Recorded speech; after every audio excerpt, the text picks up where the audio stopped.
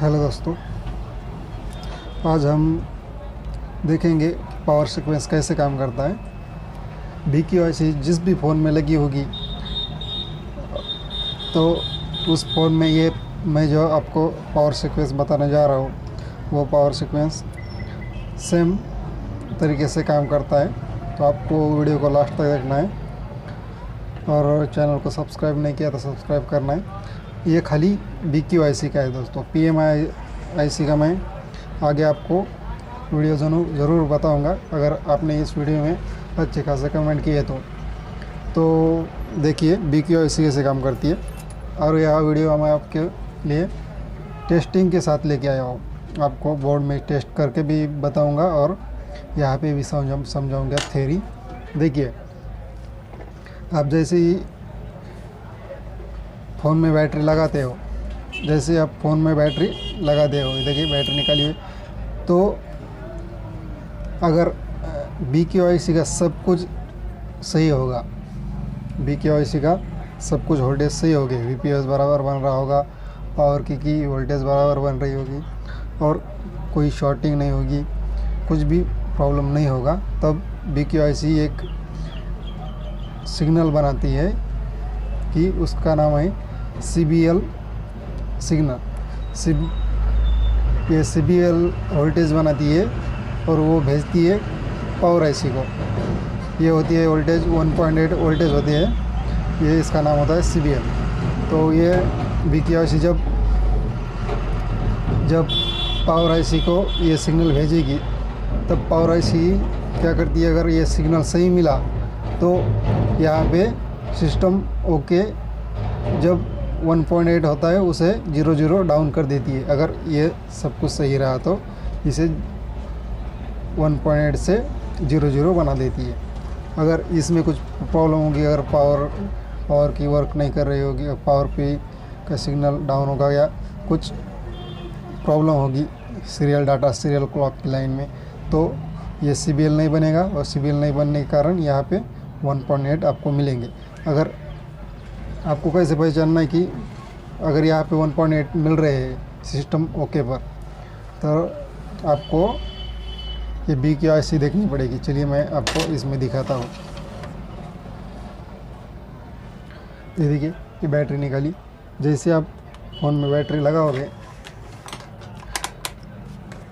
तो 1 वोल्ट से लेकर 1.8 वोल्ट तक यहाँ पे आपको ये जो 3 पॉइंट दिख रहे हैं, 3 पॉइंट, ये एक CBL का है, ये सिस्टम ओके का है, इधर वाला सिस्टम ओके का है, और जो ऊपर का है वो CPU का सिग्नल है, वो बाद में बताऊंगा आपको मैं।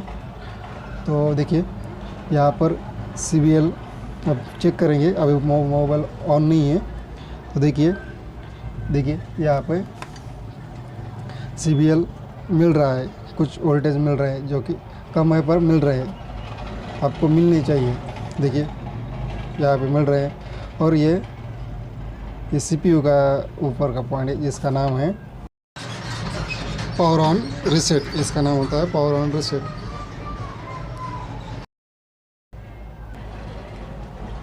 तो अब आगे का देखिए, ये हो गया, ये तो हो गया BQ और पावर IC का, मैंने जैसे बताया वैसा सब ठीक रहा। तो अब ये आगे का कब चालू होता है, ये जब बैटरी लगाओगे तो इतना ऊपर का बन जाता है।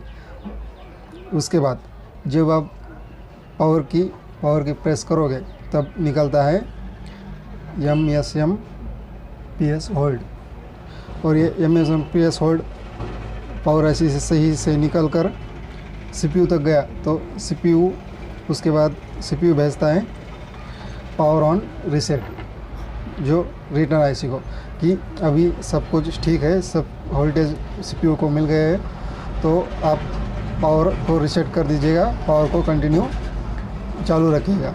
अगर CPU तक वोल्टेज ना मिले तो अगर कुछ पावर IC में दिक्कत होगी तो क्या होंगे, कुछ वोल्टेज CPU को नहीं मिलेंगे या किसी और सेक्शन में नहीं जाएंगे, तो CPU क्या करेगा कि ये पावर ऑन रीसेट सिग्नल नहीं आउट करेगा, और जब पावर सिग्नल नहीं आउट करेगा तो पावर आईसी अपनी ऑन नहीं होगी।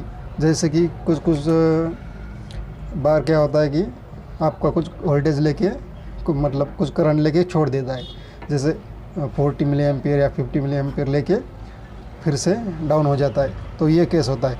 ये सब कुछ तो सही रहता है यहाँ तक, पर ये CPU पावर आईसी को भेजता है कि आप मतलब पावर आईसी को सिग्नल नहीं मिलता है कि अब पूरी प्रक्रिया आगे चालू रखनी है। ठीक है दोस्तों, अब फिर से एक बार बता देता हूँ। जब पावर ओके होगा तो पावर की प्रेस करने पर पावर आईसी एक सिग्नल रिलीज करती है जिसका नाम होता है MSM PS होल्ड। अगर ये CPU को मिल जाता है सही से, ये कब मिलता है, जब पावर आईसी क्या करेगी कि सभी वोल्टेज पावर आईसी से निकलेंगे। वो पावर आईसी को कैसे समझ में आता है कि हर एक वोल्टेज जो होता है, मैं आपको समझाने की कोशिश करता हूँ। अगर ये समझो ये एक वोल्टेज है, ये कॉइल लगी हुई है यहाँ पे, तो ये वोल्टेज समझो 2 वोल्ट 2.0 वोल्ट। तो ये आईसी को कैसे समझ में आता है कि ये वोल्ट बन रहा है कि नहीं। ये आईसी क्या करती है, यहाँ से एक फीडबैक लेती है अपने अंदर। यह ऐसे सिग्नल बना तो ये फीडबैक लेती है, तो आईसी को पता चलता है कि ये सिग्नल बन रहा है। अगर ये सिग्नल ये फीडबैक की लाइन कट गई तो आईसी क्या करेगी कि ये वोल्टेज नहीं बनाएगी, MSM PS होल्ड। ठीक है, तो आपको ये भी देखना पड़ता है कि फीडबैक मिल रहा है या नहीं। ये तो ज़्यादातर प्रॉब्लम नहीं होती है, इस लाइन में कटता नहीं है, ज़्यादातर आईसी में दिक्कत हो जाती है। तो ठीक है, कुछ अगर समझ में प्रॉब्लम आ गई होगी तो आप कमेंट में कर दीजिएगा, मैं ज़रूर जवाब दूंगा। ठीक है, यहाँ तक तो आपको समझ में आएगा होगा। जब आप बैटरी लगाओगे ये वोल्टेज बनेगी CBL बनने के बाद ये BQ IC से पावर IC तक पहुँचेगी।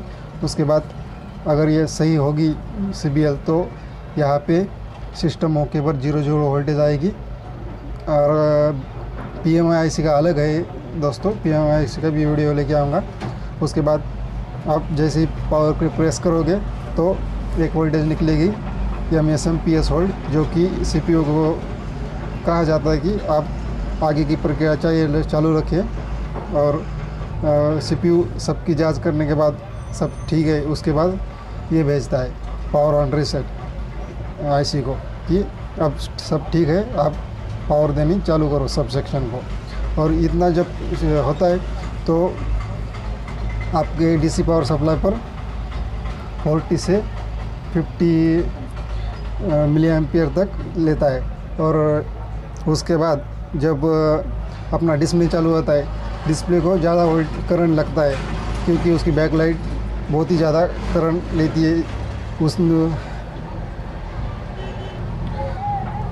तब से क्या होता है कि करंट बढ़ना चालू होता है, 100 मिली एम्पियर या 200 ऐसे कम ज़्यादा होते रहता है करंट। ठीक है दोस्तों, ये तो आपको समझ में आ गया। चलिए मैं आपको अभी इसमें बता देता हूँ फ़ोन में टेस्टिंग के साथ।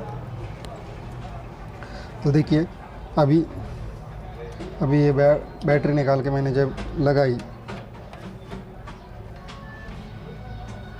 तब CBL डायरेक्टली बन जाता है और ये कीपैड की वोल्टेज भी डायरेक्टली बन गई। ठीक है, और VPS भी देखिए VPS भी डायरेक्टली बन गया। ये 3 वोल्टेज डायरेक्टली बन जाते हैं। उसके बाद CBL देखिए, CBL भी इतना आ रहा है। और यहाँ पे है जो कि यहाँ पे जो ऊपर का पॉइंट है, ये वाली ये लाइन है जो कि आपको देखना ही नहीं, सॉरी दोस्तों, ये लाइन है ऊपर की जो कि CPU से आती है। देखिए वो भी चेक करेंगे पावर। अभी देखते आ रही है नहीं, देखिए अभी नहीं आ रही है। चलिए मैं पावर की प्रेस करता हूँ। देखिए मैंने वहाँ पे रखा हो, पावर प्रेस कर रहा हूँ। तो देखिए जैसे मोबाइल ऑन हुआ, एक बार और देखिए जैसे ही मोबाइल ऑन होता है, जैसे प्रेस करता हूँ वहाँ पे वो सिग्नल बन जाता है। और जब मोबाइल वाइब्रेट किया तो ये कंटिन्यू बन रहा है। देखिए देखिए कंटिन्यू रहेगा अभी ये सिग्नल आता है। ये देखिए ये सिग्नल आता है सीपीयू से। और जो नीचे के साइड में, बोर्ड के नीचे के साइड में ये वाला सिग्नल है, वो तो मैं चेक नहीं करा सकता। वो कब बनता है, जब आप पावर की प्रेस करोगे, पहले ये सिग्नल बनेगा, उसके बाद ये बनेगा। ये प्रक्रिया बहुत ही फास्ट होती है, तो इसका आपको समझना पड़ेगा। अगर समझ में नहीं आया तो आपको वीडियो को फिर से एक बार देखना पड़ेगा, ठीक है। और एक बार मैं आपको समझा देता हूँ। देखिए अगर डायरेक्ट अब जब बैटरी लगाओगे तो CBL बनेगा। CBL के बाद CBL जैसे ही बनेगा तो BQIC CBL को पावर IC को भेज देगी, ठीक है। अगर पावर IC को भेज देगी तो यहाँ पे सिस्टम होके 0 हो जाएगा। जब 0 हो जाएगा, ये पहले भी 0 रहता है, मगर कुछ गड़बड़ी आने से ये 1.8 बन जाता है, ठीक है। यहाँ पे कुछ गड़बड़ी आ गई ये BQ में तो 1.8 बन जाता है। और जैसे ही पावर की प्रेस करोगे तो ये सिग्नल बनता है MSM PS होल्ड। और ये यहाँ तक सब कुछ सही रहा तो फिर CPU भेजता है कि आप कंटिन्यू चालू रखो IC, मतलब IC को कंटिन्यू ऑन रखो। उसका नाम होता है लाइन का पावर ऑन रीसेट। सब कुछ सीमेटिक्स में आपको ये मिल जाएगा दोस्तों। अगर वीडियो पसंद आया तो लाइक शेयर कर कमेंट कीजिए। और मैं आपको PMI का भी ऐसे ही लेके आऊँगा, ठीक है। धन्यवाद दोस्तों।